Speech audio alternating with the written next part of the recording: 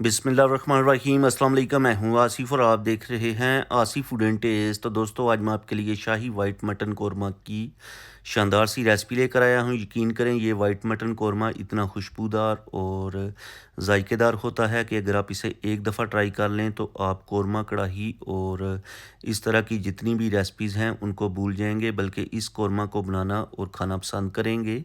घर में दावत हो, ख़ास फंक्शन हो, मेहमान आने हों, या फिर आपका रूटीन से हट के कुछ अच्छा खाने को दिल करे तो उसके लिए ये बेस्ट रेसिपी है।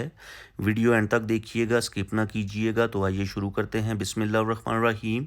सबसे पहले यहाँ पर हमारे पास है 1 केजी मटन, जिसे हमने अच्छी तरह से वॉश करके इसका पानी ड्रेन कर लिया था। इस मटन को हम मैरिनेट कर लेंगे, जिसके लिए इसमें हम ऐड करेंगे 2 table spoon ginger garlic paste.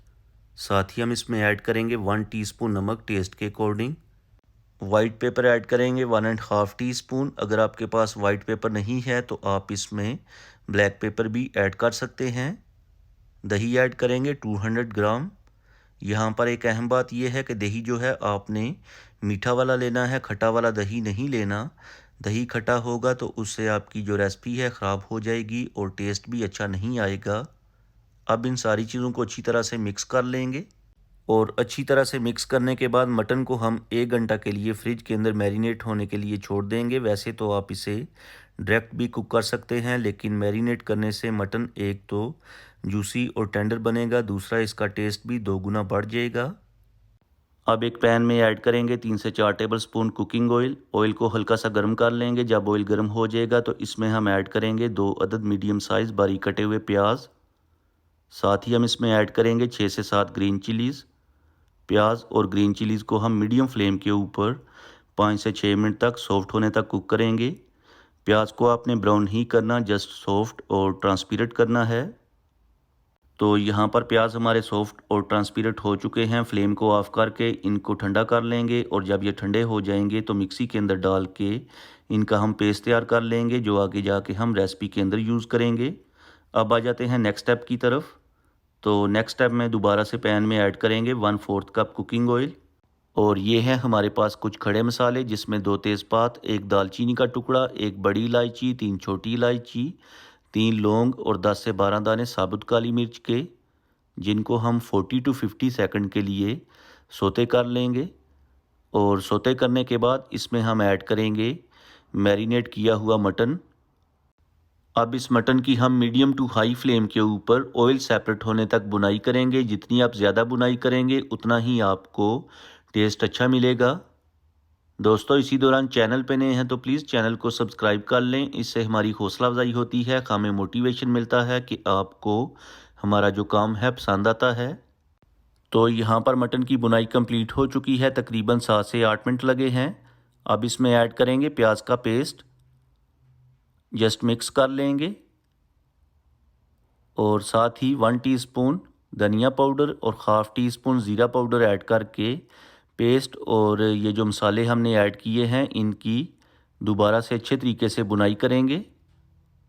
दोस्तों, आप भी इस रेसिपी को ज़रूर ट्राई करें, अपनी फैमिली और फ्रेंड के साथ एंजॉय करें। तो यहाँ पर हमने पेस्ट की अच्छे से बुनाई कंप्लीट कर ली है। अब इसमें ऐड करेंगे ज़रूरत के मुताबिक पानी। पानी आपने उतना ही ऐड करना है जिसमें आपका मटन अच्छे से टेंडर हो जाए। तो जस्ट एक दफ़ा चम्मच को चला के ऊपर से कवर करके मीडियम फ्लेम के ऊपर गोश्त को 30 से 35 मिनट के लिए टेंडर होने के लिए छोड़ देंगे। अगर आप प्रेशर कुकर में बना रहे हैं तो 15 मिनट आप प्रेशर पे लगा लीजिएगा। तो यहाँ पर 35 मिनट के बाद फ्लेम को हाई करके ये जो पानी है इसे हम ड्राई कर लेंगे। और ये है हमारे पास बादाम और काजू। बादाम जो हैं इनको हमने भिगो के इनके छिलके ऑफ कर लिए थे, इनको हम मिक्सी के अंदर डाल के पेस्ट तैयार कर लेंगे। और पेस्ट तैयार करने के बाद मटन के अंदर ऐड करेंगे और इस पेस्ट की भी हम 3 से 4 मिनट तक बुनाई करेंगे। बुनाई का थोड़ा सा प्रोसेस लंबा है, लेकिन मटन की जो बुनाई है थोड़ी सी दूसरी रेसिपीज़ की निस्बत ज़्यादा होती है।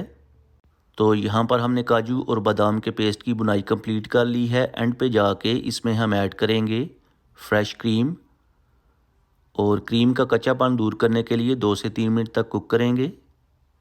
तो फाइनली हमारा ज़बरदस्त किस्म का शाही वाइट कौरमा तैयार हो चुका है। ग्रेवी इसकी चेक करें, फुल सिल्की और दानेदार तैयार हुई है। पूरे घर में खुशबुएं फैली हुई हैं। चलें करते हैं डिश आउट और उसके बाद आपको दिखाते हैं फाइनल लुक।